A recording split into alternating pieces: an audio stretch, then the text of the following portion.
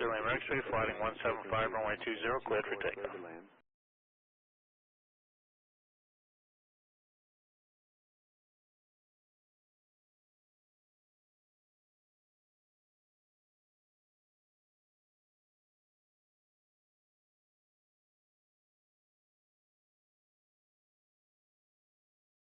Carousel, JetBlue 1112.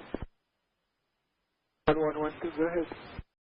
Sir, we just had traffic pass directly in front of us within 5 miles of us, maybe 2-3 miles, but it was air-to-air refueler from the United States Air Force, and he was at our altitude. We had to stop our climb. Confirm the traffic was at your altitude. They're heading off to the northeast right now. They passed directly in our flight path. We had to stop our climb. They are not painting. They don't have their transponder turned on. It's outrageous. JetBlue 1112, yes, I don't have anything on my scope.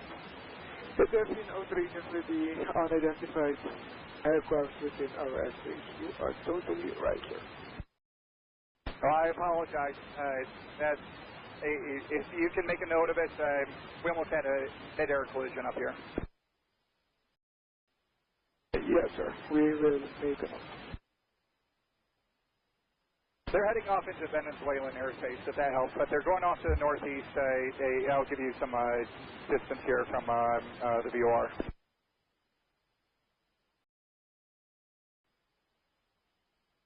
They're at 340, just going happily along.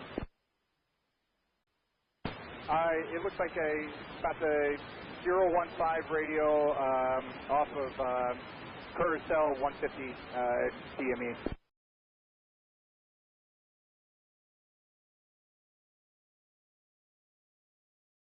JetBlue 1112, sir. Go ahead, sir. Just to confirm the traffic crossed in front of you at level 340, right? That traffic looked like they were level at 340.